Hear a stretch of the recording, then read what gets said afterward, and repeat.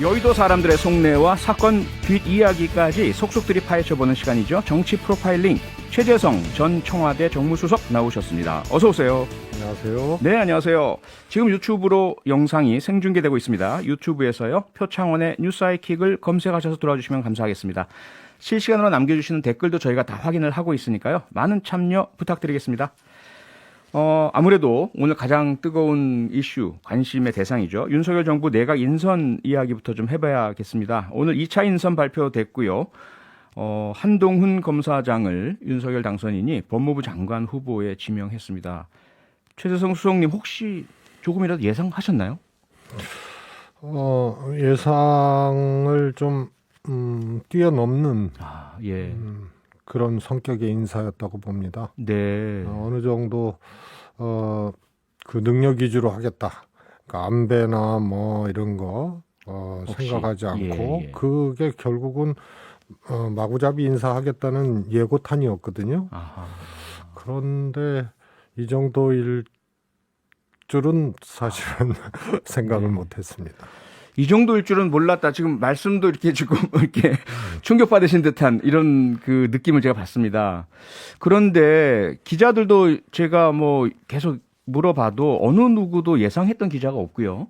그래서 윤석열 당선인에게 파격 아니냐라는 질문을 했을 때 윤석열 당선인은 절대로 파격 인사가 아니다. 충분한 적임자이고 많은 경륜과 경험과 그동안의 역량을 쌓았다. 이런 이야기를 했습니다. 어떻게 보십니까? 그 윤석열 당선인 기준으로 그렇게 주장은 할 수 있겠죠. 예. 그러나 상식과 또 국민들이 보는 또 눈이 있는 거 아닙니까? 네. 이거는 설명이 안 되는 인사예요. 아가페 인사예요, 아가페 인사. 아가페요. 아는 사람이거나 가까운 사람이거나 패밀리이거나. 아가페가 또 그렇게 해석이 어떻게 되는군요. 이게 무슨 그 다음에 아몰랑 왜 저 자리에 저 사람을 예. 왜 저 부처에 저 사람을 네. 이게 노답이에요. 이게 설명이 안 되어지는 인사죠.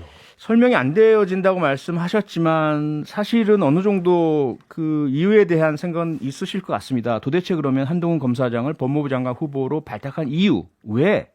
그분 어떻게 생각하십니까? 그거는 겉으로 말을 못하니까 설명을 못하는 거예요. 속내야 뭐가 있겠죠. 속내. 예. 결국은 이제 그야말로 윤석열 당선자와 가족 같은 관계 아닙니까? 네. 그리고 당연히 이제 검사 출신이고 예. 윤석열 후보가 후보 시절에 대선 과정에서 그랬지 않습니까? 법무부 장관 수사지휘권도 없애겠다. 네. 검찰 예산 인사 독립시키겠다. 예. 이거 사실은 권위주의 정권에서도 그러지 않았거든요. 실효성을 떠나서 수사지휘권이라든가 이런 것은 최소한의 무소불위 검찰에 대한 아주 최소한의 장치였거든요. 예. 그래서 검사도 이 쉽게 말해서 이제 권력기관이고 네. 이제 정부를 구성하는 이제 한 단위 아닙니까? 그렇죠. 그런데 아무런 통제도 받지 아니하는 것에 대한 어찌 보면은 실효성이 떨어지는 그런 수사지휘권이었지만 최소한의 장치였거든요. 예. 그거를 예고를 했단 말입니다. 그래서 검찰 왕국을 만들 것 같은 그런 후보 시절의 발언이 있었고요. 네. 그걸 가장 가까운 검사 출신의 검찰주의자 를 법무부 장관으로 아무도 예상하지 못하는데 네. 발탁을 했단 말입니다. 그러니까 그거는 아하. 이렇게 설명하지는 못하니까 네. 속내 어떻든 간에 설명되어질 수 없는 거죠. 그 부분에 대해서 국민의힘 일각에서 이런 이야기를 합니다.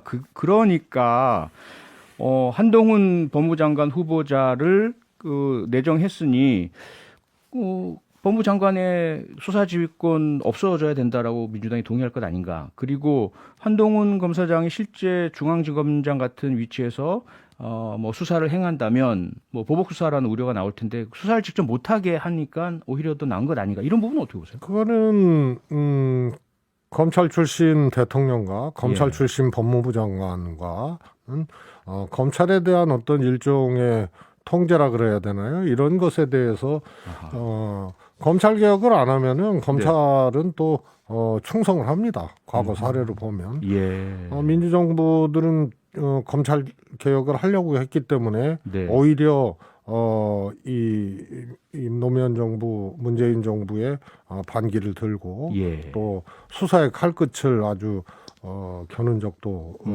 있었지 않습니까? 그래서 네. 검찰 출신 대통령과 법무부 장관은 굳이 수사지휘권을 작동하지 않아도 예. 충분히 통제 가능하다. 그리고 그것에 대한 이제 자신감이 민정수석실 폐지 아닙니까? 예. 그리고 그거는 뭐 수석실은 없어질지 몰라도 민정수석실의 업무는 네. 비서관급에서라도 이제 할 텐데요. 굳이 그런 것에 대해서 신경 쓰지 않아도 될 만한 출신이고 그런 거죠. 알겠습니다. 자, 이번에는 민주당 얘기 좀 해보겠습니다. 민주당도 어제 오늘 여러 가지 참 눈에 띄는 결정들을 하고 있습니다. 먼저 지방선거가 50일도 채 남지 않은 이 상황에서 현재 서울 그 시장 후보를 둘러싼 여러 가지 이야기들이 있었고요. 특히 송영길 전 대표, 박주민 의원 등이 출마를 한 상황인데 비대위원회에서 서울을 전략공천 지역으로 확정했지 않습니까? 이 부분은 어떻게 보십니까? 저는 민주당 비대위에 예. 소위 말해서 이제 전략적인 여백을 만드는 그런 것으로서의 전략적 선정이다 이렇게 생각을 합니다. 전략적 여백을 만드는 전략적 선택이요. 그렇습니다. 네. 그러니까 전략 지역이라는 것은 한 사람을 공천하겠다는 것만을 의미하는 게 아니거든요. 예. 경선 방법이나 선출 방식을 달리하거나 아하. 또 특정 후보에 대해서 이제 배제를 하거나 네. 이런 것을 다 포함해서 그래서 일반적인 방식으로 공천하지 아니한다는 의미로 순서가 전략 지역을 먼저 선정을 하고 아하. 그 다음에 그거를 한 사람을 할 건지 예. 아니면은 방식을 달리해서 경선을 할 건지 네. 예를 들어서 뭐 시민공천 배심원제를 한다든가 예컨대 예. 경선의 룰을 뭐 바꾼다든가 뭐 이런 것이 다 포함된 거기 때문에 전략공천 이전의 전략지역 선정이기 때문에 예. 그런 전략적 여백들을 갖겠다는 얘기고요. 거기에는 아마 국민들의 시선이나 또 이런 것을 감안해서 네. 배제 기준도 포함되어 있는 거다 이렇게 해석할 수 있겠습니다. 네, 국민들의 시선을 감안해서 상당히 좀 완곡하게 표현을 해주셨는데 그 핵심에는 아무래도 뭐 솔직히 말씀드려서 송영길 전 대표를 둘러싼 찬반 논란이 있지 않나 싶고요. 최재성 전 수석께서도 사실 정치 중단 선언까지 하시면서 많은 분들의 해석은 송영길 전 대표에 대한 어떤 비판과 연계되어서 또 해석도 되고 그랬었는데 이런 분위기가 아무래도 영향을 미치고 송영길 전 대표보다는 좀 더 경쟁력 있는 누군가를 모시기 위한 그런 여백을 만들기 위한 것 아니냐 이렇게들 해석하는데 이거 틀린 겁니까? 뭐 제가 이제 정치를 그만둔다고 하는 것을 송 대표의 예. 문제하고 연결하는 것은 그거는 뭐 안 그만둬도 할 수 있거든요. 그래서 그건 그렇게 이제 한 사람의 이제 정치를 정리하는 것에 이제 그렇게 연관시키는 거는 조금 무리가 있는 거고요. 네.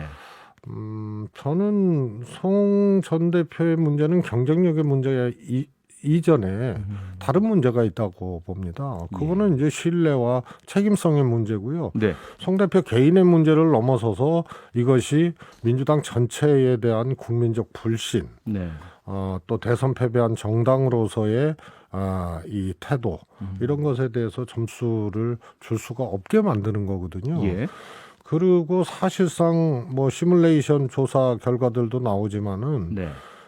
송 대표가 필승 카드라 하더라도 이거는 정당의 책임성과 또 대선 패배 정당의 이제 혁신 의지 네. 이런 것에 반하는 것이기 때문에 고민을 해야 될 문제인데 예. 사실 오세훈 현 시장과의 시뮬레이션 조사에서도 다른 민주당 후보하고 송영길 후보하고 이렇게 붙여놓으면은 큰 차이가 없어요. 아하.